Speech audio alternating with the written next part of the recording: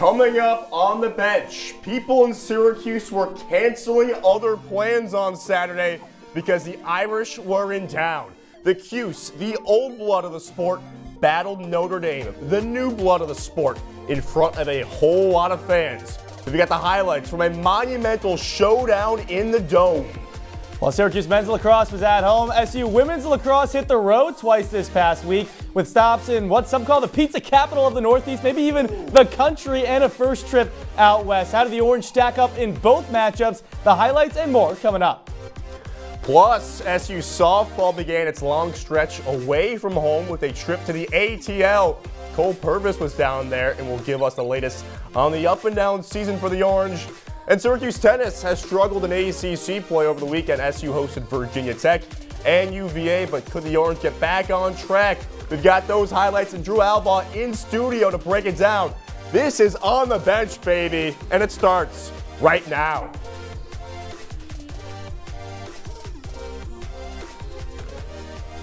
Welcome in to On the Bench. Austin, Jordan, we're doing it for 45 minutes. We're live here on YouTube. Jordan, I am a little bit sad, though. I think you know why. You're bringing the energy, though. I mean, I am bringing the energy. On the bench, baby. Let's go. Yeah, but the college basketball season ended last night. You know, shout out Adam Maven's Gators. But in some funny way, we begin with basketball for our headlines of the week.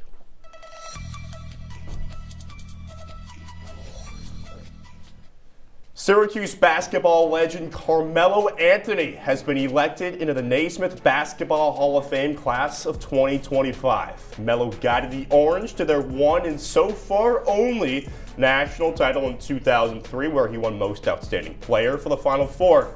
Anthony was a six-time All-NBA selection across his 19-year pro career. The small forward averaged at least 20 points per game in 14 straight seasons, and in 2013 with the Knicks, led the NBA in scoring en route to finishing third in MVP. He also won 3 gold medals for Team USA in the Olympics. This comes on the heels of him being announced as the commencement speaker for Syracuse's graduation class next month. Jordan and I will be locked in on everything that Melo says next month. That's a great take out of you, Austin. Another Syracuse legend, this time on the football side, Kyle McCord, has had his successor named yesterday. Head coach Fran Brown announced LSU transfer Ricky Collins as SU's starting quarterback heading into next season. Here's what Coach had to say about officially naming his QB1. Yeah, he's getting a lot better. He seemed to be moving into the leader of our football team. I'm liking what I'm seeing. I think the players are behind him, everybody's behind him, so it seems like he's going to be our quarterback. So I'm really excited and happy about him. And he puts the work in daily, learning how to lead right. He's still doing this, be his first time under the hand. Collins spent 2 seasons down in Baton Rouge, throwing for a grand total of 38 yards. The redshirt sophomore transferred to the 315 back in December and gets the nod over returning backup Michael Johnson Jr. SU fans' first chance to see Collins in action in SU uniform is the spring game inside the Dome this Saturday at 3. Collins, like you said, came to Syracuse in the transfer portal. Let's talk about another transfer portal, basketball. Last week, Cuse, a bunch of guys, well, they were transferring out. But a few new guys have transferred to the 315 in the last week. Adrian Autry has landed 2 Georgia Tech players, Nate George and Ibrahim Soiree. George is a combo guard who can really fill it up. Good score. Soiree coming off a freshman season where he didn't put up massive numbers. Struggles from the free throw line as well. Additionally, SU picked up Oregon State transfer Nate Kings, who notably can shoot. The lefty hit 45% of his three-pointers with the Beavers last season.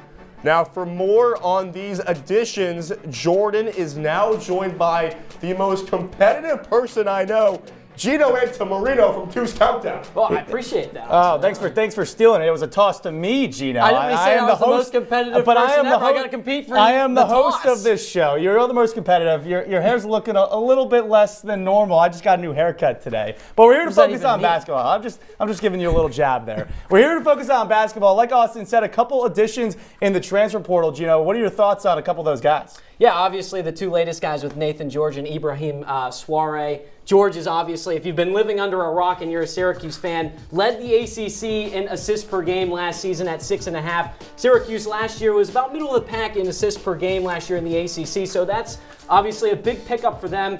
And also, he's a junior. He has played so much of experience under his belt. He started in all but one game his freshman year, then his sophomore year played and started in all of those games. And he's someone that paired really well with Lance Terry, as you can see those numbers of both Soiree and George there. He's a double-digit scorer as well. And Terry reminds me of kind of a J.J. Starling, that go-to scorer from inside. And I think that backcourt of Starling and George is going to be a seamless transition. You talk about Soiree, who's 6'9", he's got a 7'2" wingspan. George, I could lay down, he could pick me up like a FedEx box. He's going to be a big-time pickup for them as well. Just a redshirt freshman, too, so he's young. That's a great analogy. Nate George is going to probably slot into that starting point guard role. Soiree, front court depth. When you're looking at the team now, how are they looking overall? Are there any major additions that they need to add to the roster going forward in the transfer portal? Yeah, obviously, I think Syracuse has done a really good job of addressing the needs from this past season. They went out, they got a guy who can facilitate. Jaquan Carlos was supposed to be the facilitator. Didn't really live up to the hype. Obviously, now that he's graduated, they went out and they brought in a Nate George. They went out, they needed to fix some of the three-point shooting. They went out and brought in a Nate Kings who shot about 45% from deep. So I think those are two big additions for them. Now you probably have to look at the center position. I think you could go for maybe like an Alvaro Folgueras who played at RMU. Now his top spot is Kentucky, but maybe Syracuse can sweeten the pot a little bit, bring him over to the 3-1-5. So there's still some options that Syracuse has to do, maybe a backup point guard as well in the mix, but still some options for the Orange moving forward. Love the analysis, Gino. Thank you for joining us as always. I know Austin, loving basketball, even though it just came to a close, still talking court. Yeah. Eligibility after the season. Meanwhile, Syracuse women's basketball, nobody has gone portaling. Our reporter Josh Solomon takes a deeper dive into how Felicia Leggett-Jack is maintaining the underclassmen, specifically Sophie Burrows. Has had major success at the point guard position. First, it was Deasia Fair, who was the fastest player in program history to reach 1,000 points. Then this past season, Georgia Woolley averaged 16 per game. So the question now is, who's next? And the answer is Georgia's Aussie teammate, Sophie Burrows. Some more people to be around this young lady here who I think is could be the face of this program, who's left it all out all year long. She kept the main thing, and she fought every single possession and every single day. So I'm proud of all of them, but I'm really proud of this young lady right here. Change has been a huge factor for the sophomore her entire life. The guard has traveled across the world to play Division I women's basketball, and it's a transition that was certainly difficult. Coming in as an international freshman, it was a big jump. This year, I had that time under my belt, so I really just needed to come in with confidence and play with confidence for my team, and that was instilled in me through my coaches and my teammates, so I think that really helped me just get out on the floor and just play basketball. And once she got comfortable, Burrows was lethal from beyond the arc, shooting nearly 40% from deep, and that was near the top of the NCAA.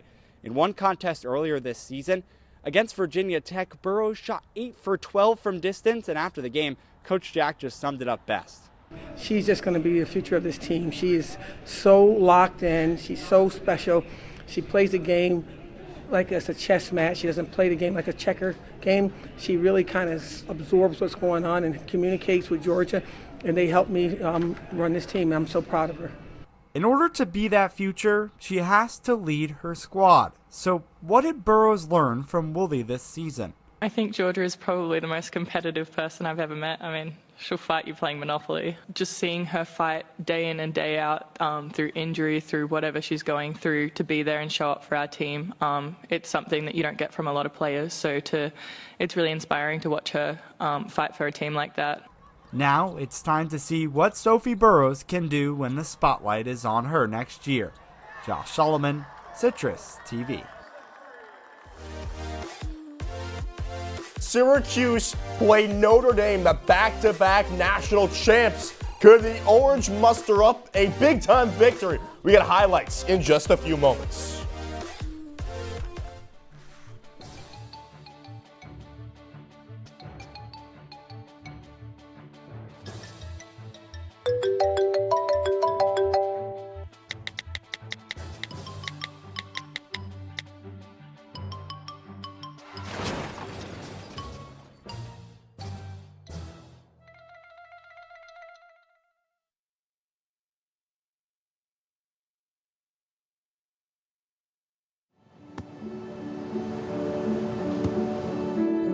I don't remember how it started. Go to that. Our back and forth. It always came back. Dad! You probably don't remember what you told me, That was perfect. but I heard every word.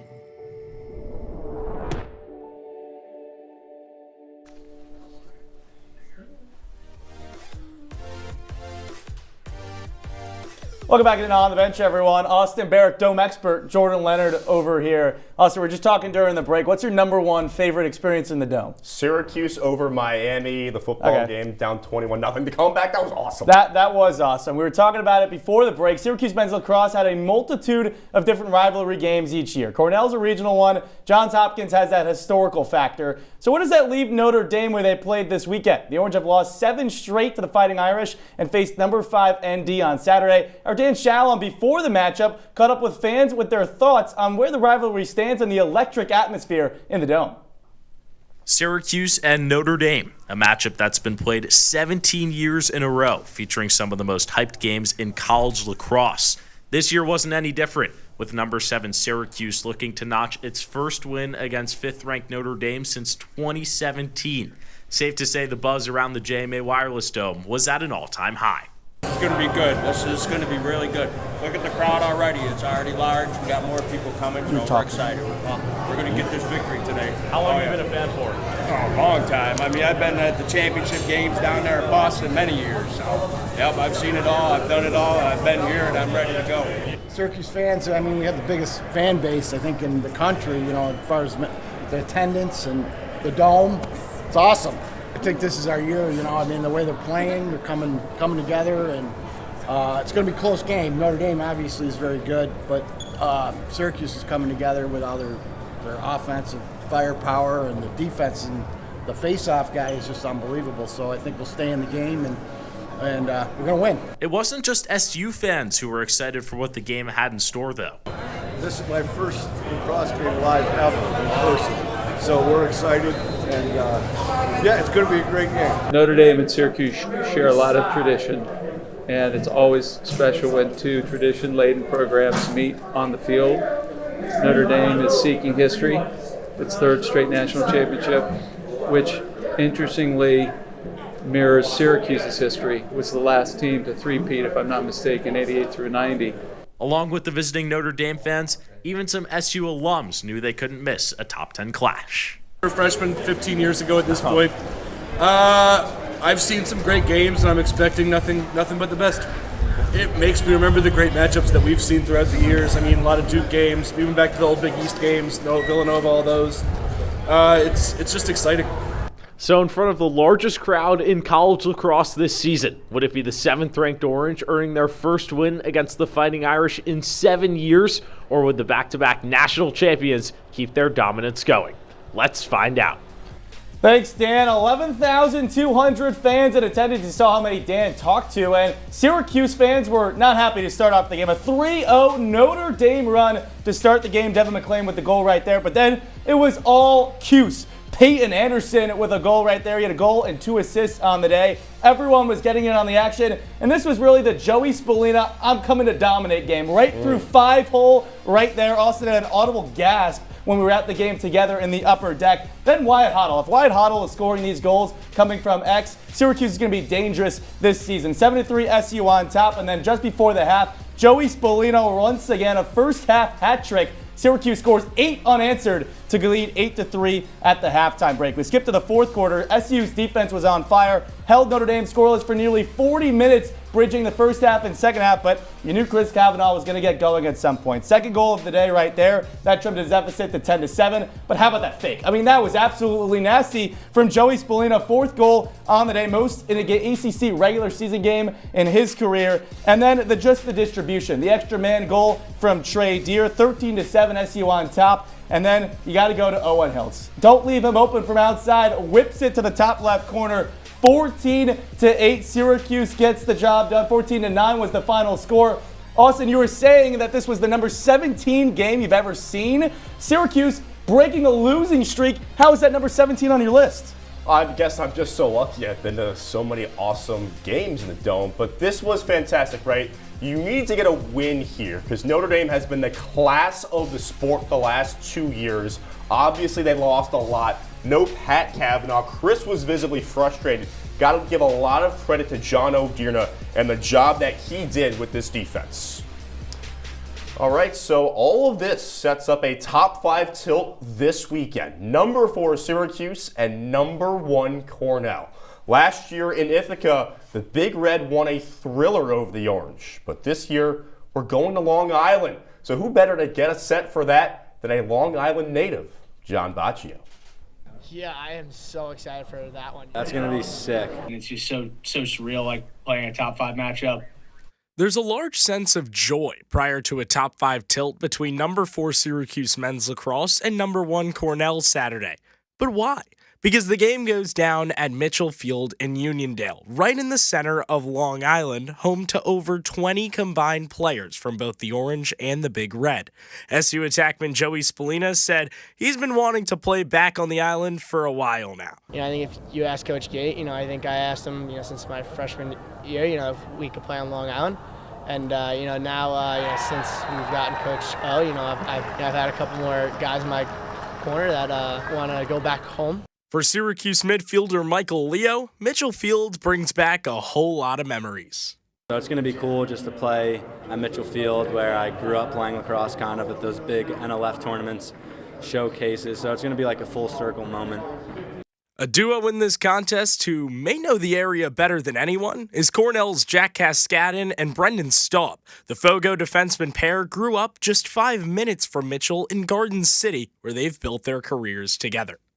Pretty incredible playing with someone your whole life and then getting to play at the next level with them. We've been really good friends our entire lives, and just being able to go to school and play on the team with one of your really, really good buddies is amazing in and of itself. It's nice also stepping onto a field and giving them the nod and knowing what it means and what the moment means. Especially in the big ones when it's a big time moment and having the trust and faith in all your teammates, but especially someone that you've played with your entire life. It's really a special experience. The two share a special moment on Mitchell Field as well. I think we've played a lot of youth lacrosse there, so I think there's a lot of core memories at Mitchell Field, but I think the one that stands out is on our junior year beating Parry in the Nassau County Championship. Yeah. That was right after COVID. John Baccio, CitrusTV. Going to be a lot of fun on the island. Thanks, John. Syracuse women's lacrosse, though, went out west this past weekend after a trip to Yale. How'd they fare in both those games? You'll find out coming up on the Bench. They told me a bottle couldn't dream. That I would never become a superhero.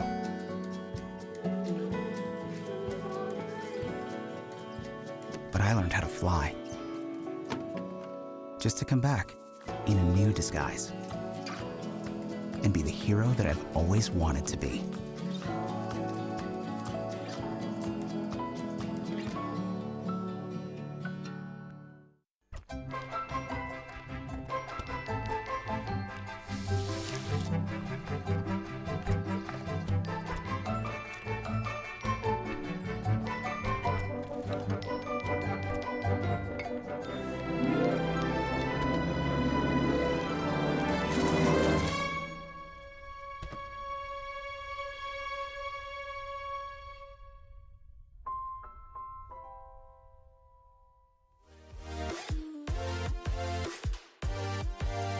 On the bench rolling on here, Jordan, Austin. Jordan, we're coming up on the middle of the week, middle of the show right now. Are we going to celebrate at Flip tomorrow? Oh, yes, we are. Hump Day. There's no better way to celebrate it than at Fagans. Got to do it. Got to do it. Meanwhile, Syracuse women's lacrosse celebrated its senior day in style 2 weekends ago with a 1-goal win in the Dome.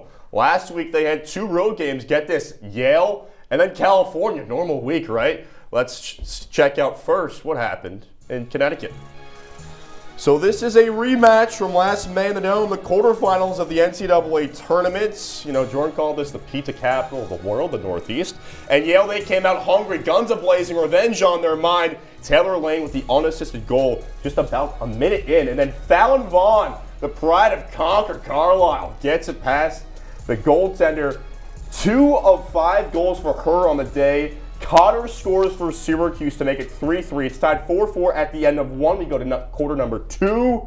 And Syracuse, Ashley Volpe, she's been a bright spot this season. Look at that, a little tic-tac-toe. Ward with the assist. We have more on her and that number later. Taylor Lane for Yale, though, with the high-low bouncer. 7-5 Yale. We fast forward to the fourth because only 3 goals were scored in the third period. And Jenna Kalignan, bang! She is one of the best players, and not just the Ivy League, but the country. Kalignan with the goal. Volpe, though, with the response, her 4th, a career high for her, with the assist from Emma Muchnick. But too much Yale, too many Bulldogs. Kalignan getting it done again. Yale with a statement win, 13-10 over the Orange. After a tough road loss to Yale midweek, Syracuse women's lacrosse traded in some Dunkin' Donuts for some La Notte in Berkeley, California. Austin understands that a little bit more than me. I missed that breakfast. But nonetheless, the Cuse took on a sub-500 Cal team, and it was time to get back on track for the Orange. It didn't start off that way for Syracuse. A little bit of a slow start out there in California. Courtney Wong scores forced for California, 1-0. But then it was SU after that. And, of course, who would have thought? It's the Emma Ward show. She scores a goal to make it 3-1 SU on top. She dominated. 2 goals, 5 assists, 7 total points. My God, Emma Ward. But how about Caroline Trinkus, too? 5-1 SU on top after this goal.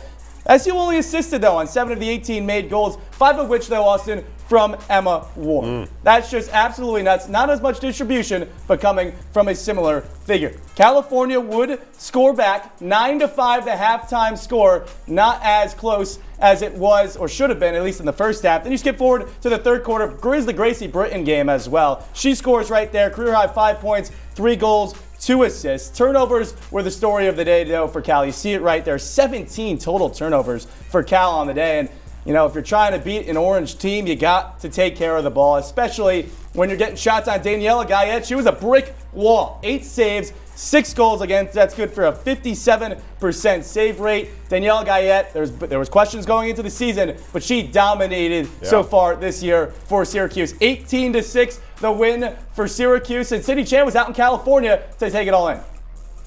California Memorial Stadium may be over 2,700 miles away from the JMA Wireless Dome, but here in Bear Territory in Berkeley, California, number 6 Syracuse women's lacrosse made itself at home and crushed Cal, 18-6. This victory ties for the Orange's biggest win since they topped UAlbany 21-9 in their home opener. SU attacker Emma Ward had 5 assists in this contest, becoming 2nd in program history. Orange head coach Kayla Traynor commented on the grad student's outstanding performance. I'm really proud of her. She's got unbelievable lacrosse IQ, and she's got great vision, and she's really like a quarterback out on the field. So really proud of her and just want her to keep it going. But it's not just the older players that have had an immense impact on the Syracuse team. Freshman Caroline Trinkus has been lethal, especially on those one-on-one opportunities, and tied her personal best 4 goals this afternoon. The midfielder credits the rest of her team for her success. I mean, it's all credit to my great teammates, playing around them and with them, and the energy they bring, it brings to me, and I love every second of it. She's a great player. I mean, I think if teams play us in a man, she's just such a threat on ball. I thought she was really good today. I thought she was really good early, which we definitely needed, but she's been great for us all season. SU travels home to get some rest before heading back on the road to play Virginia Tech in Blacksburg on Saturday. Opening draw is scheduled for noon. Reporting from California Memorial Stadium, Sydney Chan, CitrusTV. Thanks, Sydney. Austin and I are big fans of Cal Memorial Stadium. So is Emma Ward. 5 assists on the day out of the 7 total for Syracuse. And Austin, she's now 2nd in program history, just 3 behind Katie Rowan. Royalty for Ward. She has earned it. The best active player on the team. She had to really step up with Adamson, with her situation and injury early on this season. I mean, whenever you can be in the company of Katie Rowan, that's awesome. Her name is in the Dome. Maybe Ward, maybe her name one day will be in the Dome. Don't discount passing Megan Tyrell. She's also one of the best players in Syracuse women's lacrosse history. That's right. All right. Well, coming up, Syracuse softball hit the road down to Atlanta this week and to take on Georgia Tech. And, well, the tennis team They were also in action in Drumlins for Senior Day as well. We got all that and more on the bench in just a little bit. 1 in 3 adults has pre-diabetes. That means it could be you, your favorite brother, your other brother, you, your football buddy, your football buddy, you, your plumber, Breathe right into your foot. your plumber's masseuse, Yes. you, your dog walker, your cat jogger. With early diagnosis, prediabetes can be reversed. Take the risk test at doihaveprediabetes.org. Did you hear about the pony with a sore throat? He was a little horse. Can I tell you a cat joke? Just kidding. Why couldn't the Why was the basketball court all wet? Why? Because the players kept dribbling all over it. Where the cats go on vacation? New York.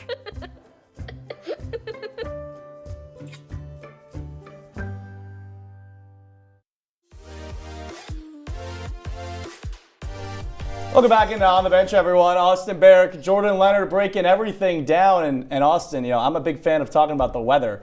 And we're going to talk about softball in a second, but snowing outside today? What is this? Yeah, April 8th, pretty tough. My dad had to remind me that in 1977, when he was a freshman in college in the Northeast, it snowed on May 7th. So wow. Crazy stuff. You just dated your dad there by exposing that date. Either way, Syracuse softball to go back down to the good weather, hit the road to Atlanta this weekend to take on Georgia Tech. After a 20-10 start, however, the Orange have lost 5 of their last 7. Could they change their fortunes with a 3-game set against the Yellow Jackets? Let's find out, starting with Game 1 on Friday, and the answer was no in terms of Game 1. Georgia Tech beat Syracuse 11-5. Taylor Posner had a good game, 2 for 4, a home run, and 2 RBIs. SU tied it up at 2 in the top of the 5th, but bottom of the 5th, gave up 6 runs, and that's where the Yellow Jackets really took over. Eliana Gottlieb, 3 for 3, 3 RBIs for Georgia Tech. And that was really the end of Game 1 for Syracuse, Austin. Yeah, you can't really tie it up and then allow a 6-spot disaster class. But Game 2, same day, Friday. Here we go. It's a Madison night bump day for the Orange. She struggled last time out against North Carolina. But that's some foreshadowing because the Yellow Jackets jumped on her in the first inning. A 2-run single there for GT to make it 2-0. And then a little other way action from Eliana Gottlieb. You just mentioned it. No relation to Doug Gottlieb. I checked. It's 3-0 Yellow Jackets. They did all their damage in the first inning. That's all they needed. Knight walked the 9-batter to make it 4-0. But here comes a Cuse. A little error action in the center field. Here we go. It's 3-1. Jaden Burney scores there. And then he had it right. If you hit it hard on the ground, good things happen. The throw goes high. 2-run score for Syracuse. It is 4-3, but folks, Syracuse will not score again, and they lose 4-3. Could GT sweep them, Jordan? It's a great question. Did you check the USC head coach Gottlieb, though? Are they related at all? I have not checked that. No. Well, we go to Game 3.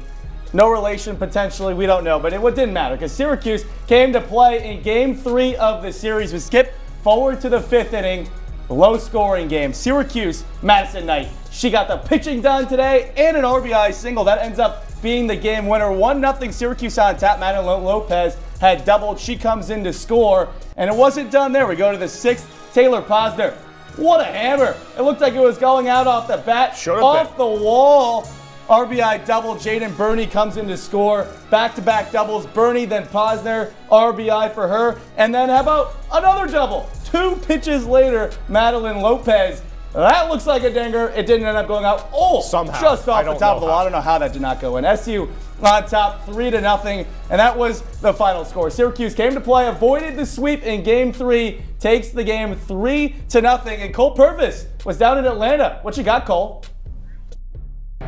In all aspects of life, versatility is key. Syracuse pitcher Madison Knight knows this is especially true on the softball field. In SU's 3-0 win at Georgia Tech on Saturday, the junior tossed a complete game shutout in the circle and helped her own cause by batting in the game's first run. How does she do it? Well, to her, it's all about having a dog mentality. It was just simple. Go out there, be dogs. be scrappy if we got to be scrappy. Just got to put together a hit or two to put up one run, as I know I can win a game with a one run lead. So to go out there and win a ball game. I mean, it's huge, right? Like, on both sides of the ball. Obviously, she had the huge hit for us. You know, like, and we said it to her before the game, like, this offense needs Madison Knight. And as much as Madison Knight has struggled, like, we need Madison Knight to get going because she's just a huge part of everything that we do, right? So getting her back in there, right, and getting her in the swing of things is just, like, again, like, her understanding the role and the impact that she has on this team. I think I just go up there and I have fun. I think I've been really trying to just have fun this year. I mean, I only got one more year left playing this game, so if I'm going to go out, I'm going to go out with a fight.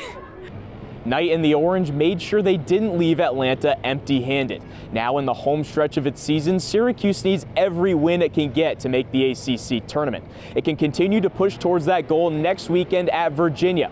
First pitch from Charlottesville is Friday at 5 p.m. For live updates, you can follow me on X at Cole_Purvis. For now, though, reporting from Georgia Tech, Cole Purvis, Citrus TV.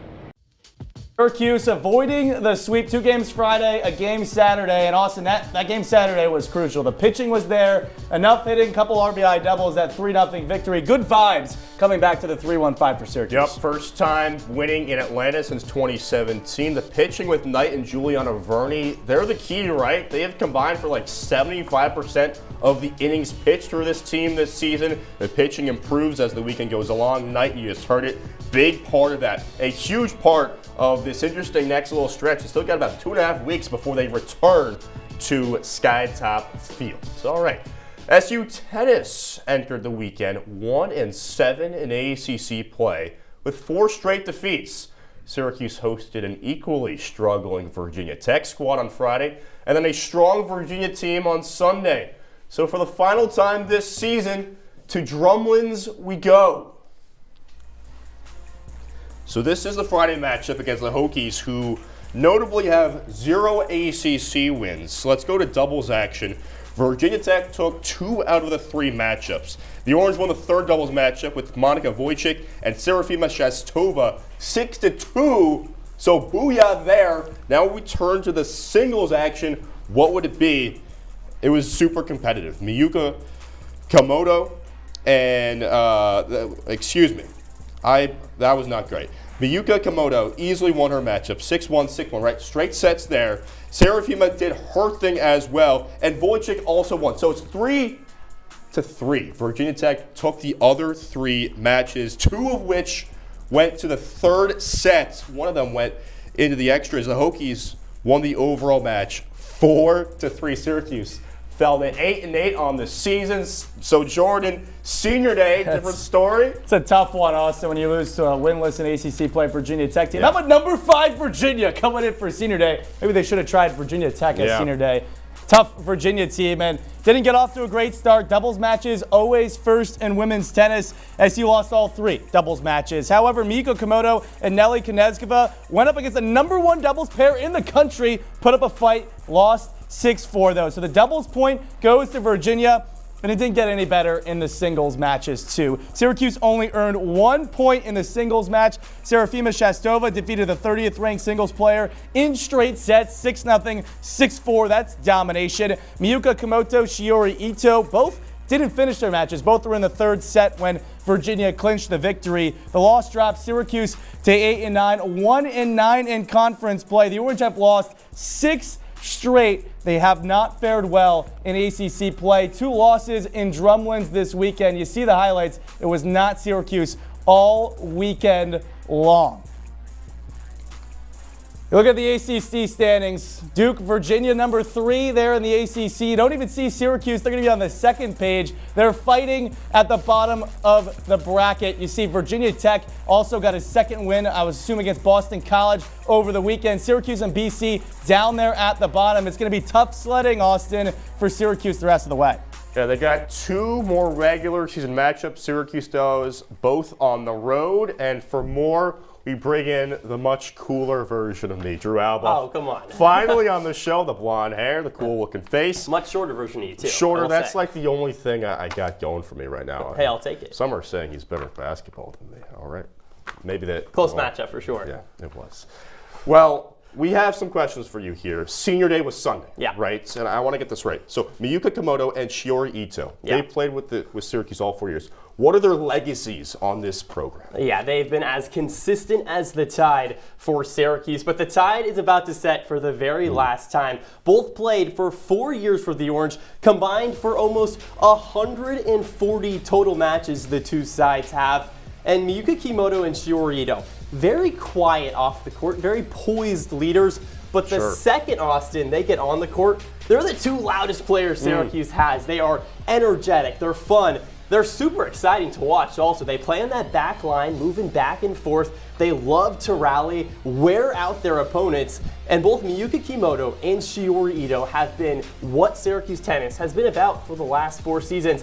Big shoes to fill this offseason for Eunice Lamam and company over there at Drumlins. And if Syracuse wants a run in the ACC tournament, these two are going to need a little bit more magic to close out this season. All right, let's look ahead to that ACC tournament. We do have 2 games left. They go on the road. They go to Louisville first. Matches. I know you're a basketball guy, but there you go. Yes, matches, just like the soccer matches. So before they go to Cary, they have those 2. But in Cary, the odds are going to be stacked against them. We just saw the standings. What are your expectations for this team? Yeah, the odds are definitely stacked against them. 16th in the ACC. Right now, they play an entire extra match against Boston College, the number 17 team in the Golden Eagles. Syracuse still has a chance to get out of that 16-17 matchup a week from today, but it's going to be tough. The Cuse would have to win their last 2 regular season matchups. It would be against Notre Dame and Louisville to close out the season. So it's going to be brutal for Syracuse to try and close out these last 2.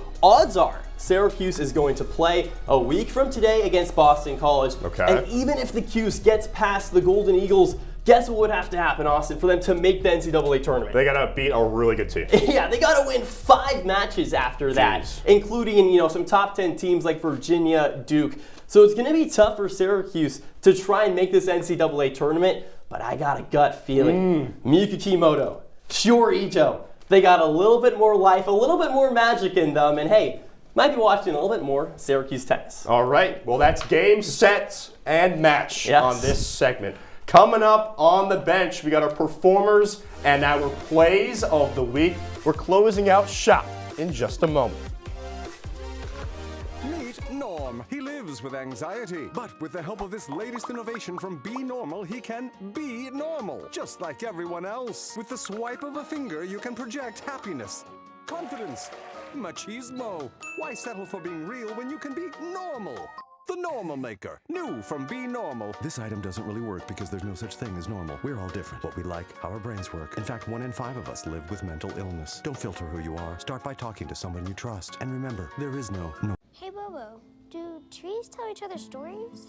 I'm sorry. I'm afraid I don't know that. Hey, why don't we go find out? Listen.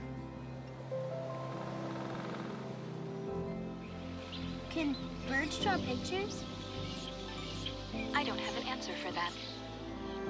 Dad, do stars visit their friends? Look!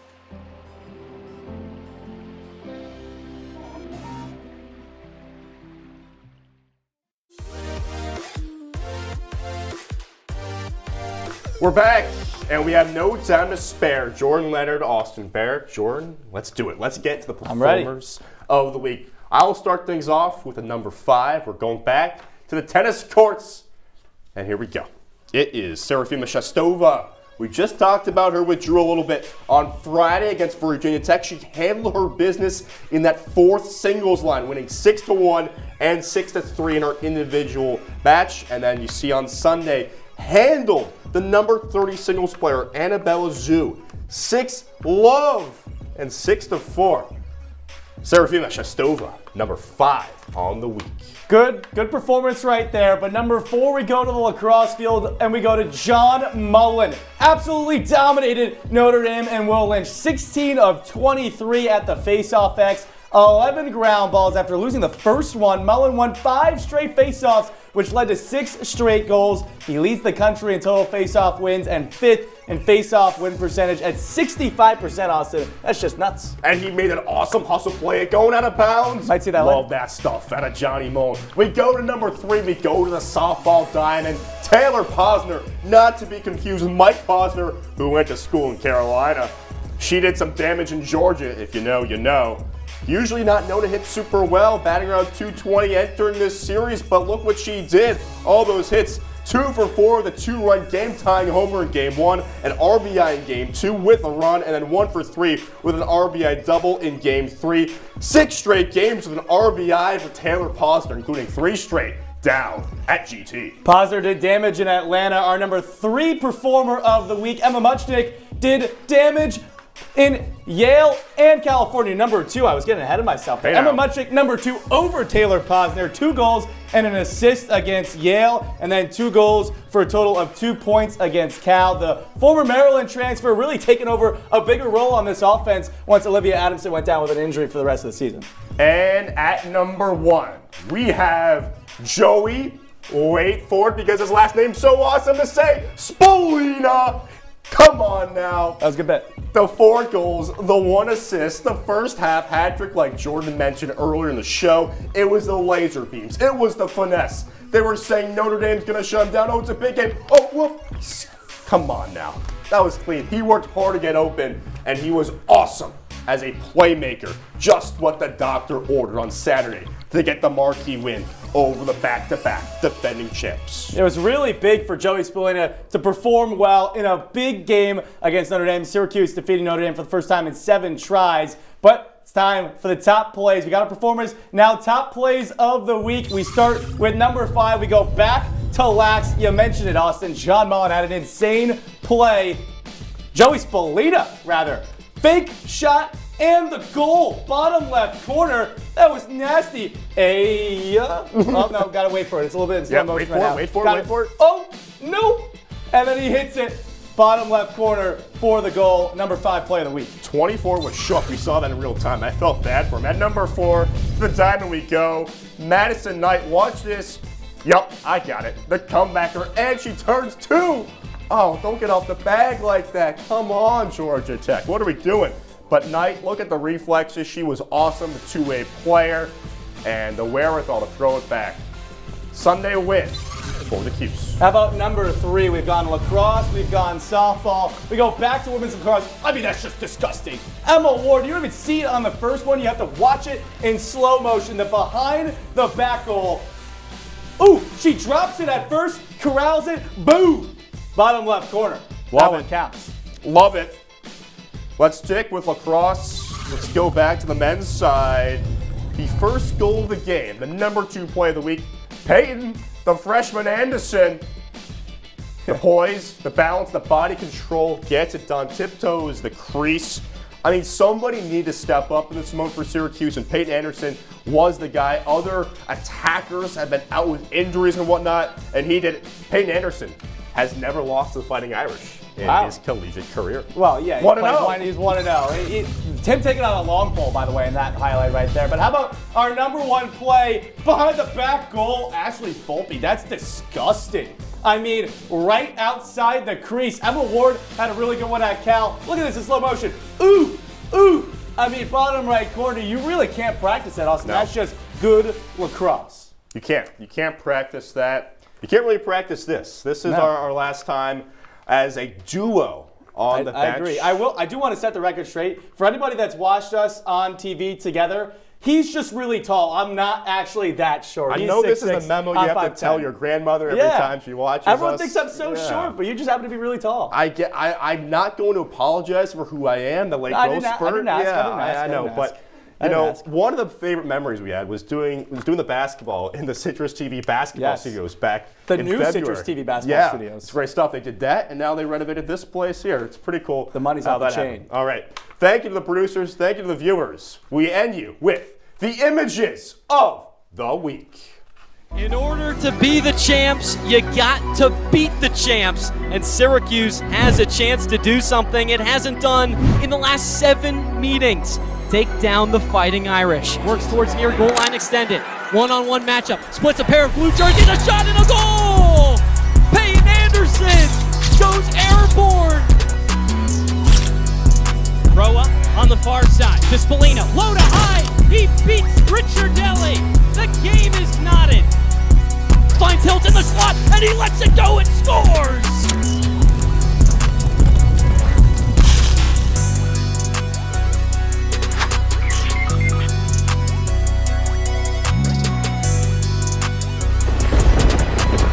Tough times getting over the hump, but now it's all over. The luck of the Irish has run out. Syracuse snaps its 7-game losing streak to Notre Dame.